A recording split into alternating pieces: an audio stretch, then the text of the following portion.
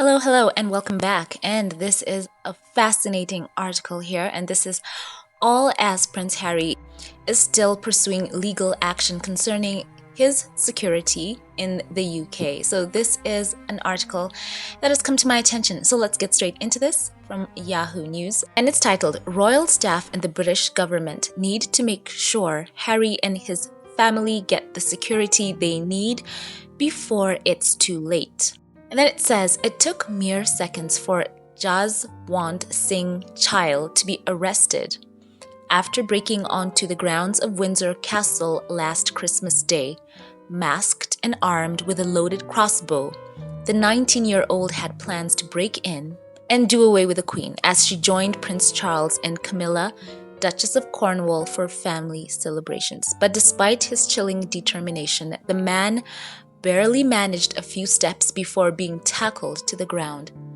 Last week, Jaswant, who has since been sectioned under the Mental Health Act, was charged with treason, intent, and possession of a dangerous weapon, and now faces the likelihood of a substantial prison sentence.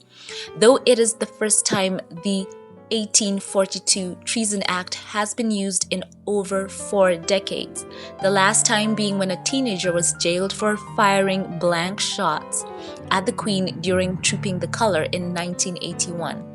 It is one of the many close calls for the royals over the years. All of them stopped in their tracks thanks to the elite training and world-class intelligence that helped royal protection officers always remain one step ahead. For members of the monarchy, including those who have chosen to step away like Prince Harry, this high level of security is essential. Along with Prime Minister, royal family members are some of the most targeted individuals in the country. Given this fact, it's hard to understand why Prince Harry is still locked in a lengthy High Court battle with the British Home Office over the protection privileges he lost in early 2020. The Duke says he has been forced to keep visits to his home turf few and far between, as his private security in the US don't have adequate jurisdiction in Britain, meaning access to necessary intelligence and the ability to arm themselves. RAVEC, which includes senior aides of the royal household and former government officials, don't appear to have a publicly visible and defined set of guidelines for this issue. If they did, then surely the sensitivities around Prince Andrew and his security arrangements would have come under immense scrutiny.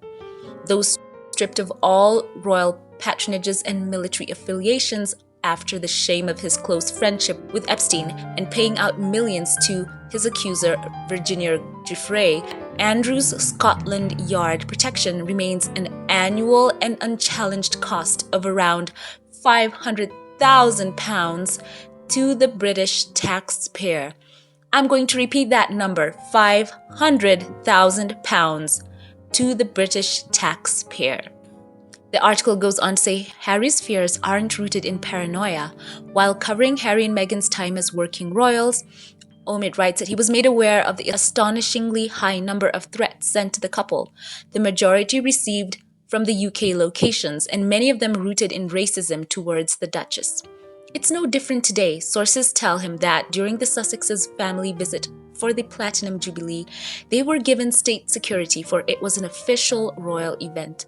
A number of credible threats were intercepted by authorities. In his first case against the Home Office, a judge recently granted Prince Harry the right to challenge the lack of transparency around RAVEC's decision-making and policies. Whilst the court also heard Harry wasn't happy that the Queen's private secretary, Sir Edward Young, who the Duke has had, quote, significant tensions with, was on the deciding committee, Prince Harry was not granted the right to judicial review based on this ground. Just a month before RAVEC's conclusion, Young, who has served the Queen for over 18 years, attempted to stop the Duke and Duchess of Sussex from meeting with the Queen when they made their decision to step back. Many people speculated that he was one of the reasons why Prince Harry spoke earlier this year about making sure that the right people are around his grandmother. On August the 4th, Prince Harry filed a second lawsuit, this time focused on the refusal to let him privately pay for police protection. Despite what you may have read in certain newspapers, he has never actually asked for the public or government to cover security costs. Ravik's lawyers argue that they were entitled to reach its decision, which currently sees Prince Harry's security arrangements considered on a case-by-case basis. However, it seems cruel in the extreme to allow Prince Andrew round-the-clock police protection, but not the future king's son. It comes across as the establishment punishing Harry yet again for breaking away from the firm and sharing his experiences publicly. But the safety of others should never be up for debate. While each side has its differences and it's unlikely that they will ever see eye to eye, there is only one acceptable solution to this fight: reinstate Prince Harry's access to security at his own expense. The author writes, before it's too late.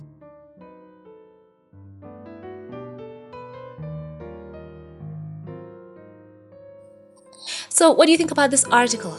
He has raised a great point here that Prince Harry has always argued that his hiring of the police officers during the duration of his trips would come at no cost to the taxpayer. And I think that's admirable. So how can the British public who pay these bills to upkeep those, royal members not have a problem with Prince Andrew, and you're dishing out £500,000, but in the same space turn around and have a complete problem with Prince Harry hiring on his own cost, protection for him and for his family? Come on, it doesn't make sense. In the UK, people talk about the rising cost of living. You would think that any other source of, funding that would come in would be accepted. But, I guess that's also a problem. And of course, complete sympathies there with that situation. So I do hope that Ravik, which by the way stands for the Executive Committee for the Protection of Royalty and Public Figures, will consider this, that Prince Harry is entitled to at least a reasonable degree of security, because even if he is not a senior working member of the royal family, he is, as the article points out, the future king's son. So just think about that. UK, come on, let's put aside the pettiness. I would hope that these who are concerned in the legal suit, all the parties concerned, come to the table, and and those who are holding out will use common sense. It's just so strange. And of course, we always hear once again that other people go to the UK, celebrities, and they get to hire out police protection. I think I've heard of that. So what do you guys think? Do you think that Prince Harry should be afforded security? Because we know for sure there have been multiple threats that have come against him and Meghan. And of course, with the tabloid coverage that just stirs up negative public sentiment against them, you never know, and I've always felt that Prince Harry and especially Meghan, they do need round-the-clock updated protection, people who are armed around them, people who can coordinate, watch out for them in the best possible way. Because people are fed a lot of lies. And there's one that I've been hearing of late where some people have accused her of bullying the daughter of the Cambridges. And, that's a huge thing to put out there, especially when there's no real facts. It's just conjecture and speculation. So I think that this family needs that protection round the clock, not only against them, but against extremists, people who do not believe Prince Harry should have married a biracial woman, who talked about how, he was some type of a sellout. I think they need protection. So let's hope that everyone comes to, the common sense solution. It would be perfect for all. So now share your thoughts with me in the comments section.